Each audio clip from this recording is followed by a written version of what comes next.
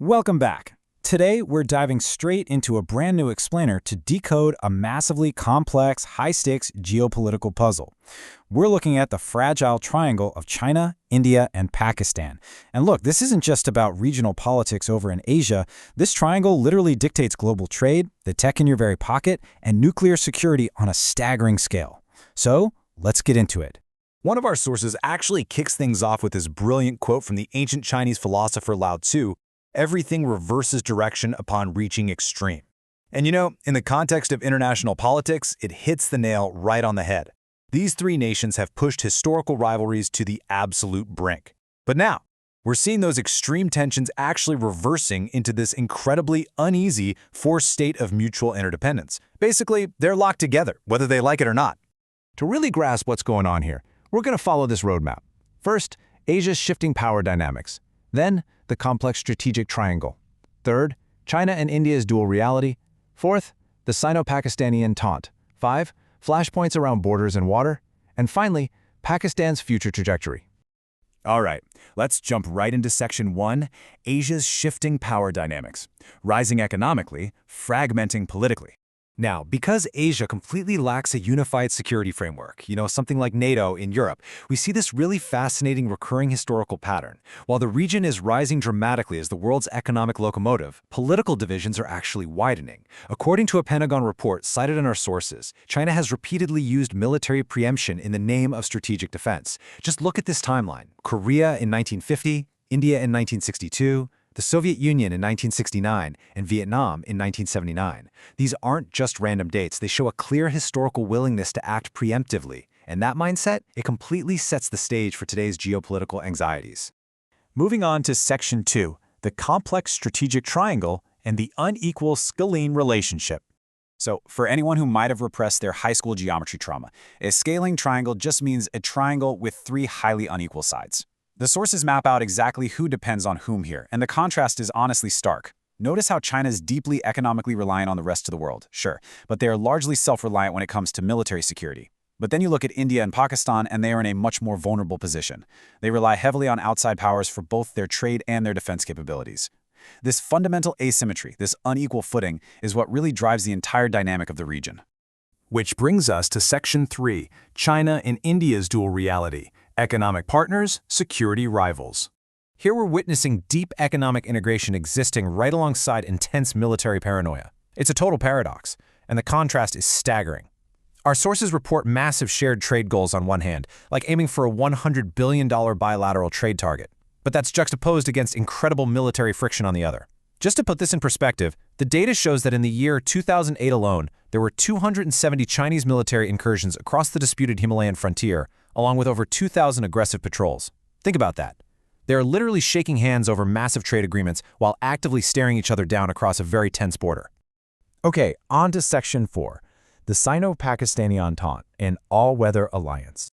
Shifting our focus to the other side of our scaling triangle, we find a powerful partnership that's been half a century in the making. And the glue that really cements this alliance? It's their mutual, historic rivalry with India. Our source outlines 4 specific pillars that uphold this partnership. First, they provide each other with immense diplomatic support. Second, they share a deep strategic partnership. And third, massive military cooperation, with China actually serving as Pakistan's largest defense supplier. But the fourth pillar, the Gwadar Port Energy Corridor, is arguably the biggest game changer. This is absolutely vital because it gives China a secure overland route to Persian Gulf oil, completely bypassing vulnerable maritime choke points.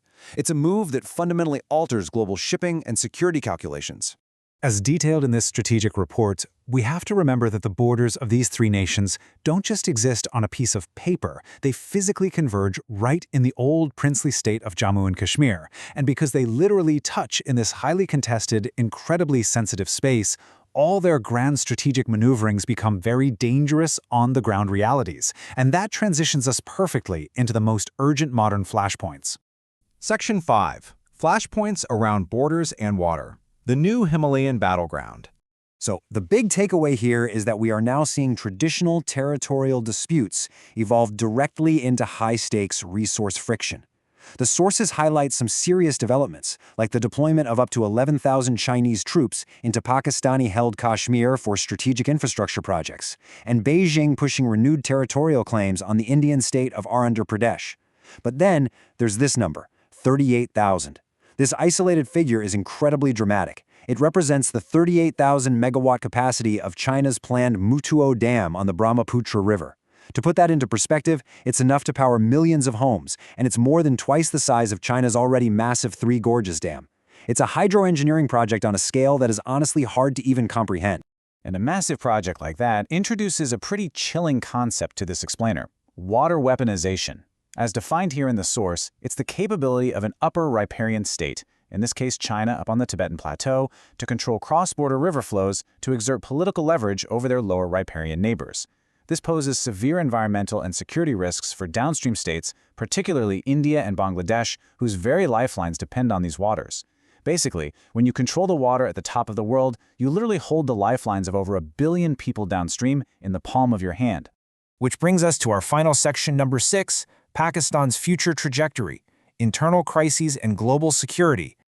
So let's zoom back out for a second, because the sources heavily emphasize that Pakistan's domestic stability is arguably the most volatile, unpredictable element of this entire geopolitical system. The reality is, if this pillar shakes, the whole triangle trembles. Take a look at this staggering demographic shift. Pakistan's population has ballooned to 182 million people. That is an almost 12-fold increase since its creation in 1947. And why does this matter so much? Well, because while the population has absolutely exploded, the quantity of water in its single river system has remained completely stagnant. This demographic bomb is putting a severe strain on its most essential resources. The sources piece together what they call an internal threat matrix, and honestly, it's a deeply toxic cocktail. You've got that ticking population bomb we just talked about, rampant youth unemployment, an education system fostering radicalization, and a historical lack of civilian oversight over its military. This matrix creates a potent breeding ground for extremism, and the scary part? That extremism doesn't just neatly stay within its borders, it threatens international security far, far beyond Asia. So, with rising internal extremism, a widely dispersed nuclear arsenal, and absolutely zero formal security architecture in Asia, what happens if this fragile skilling triangle finally shatters? I'm going to leave you to ponder that final provocative thought, because the fallout wouldn't just stay in Asia, it would fundamentally rewrite our entire global future.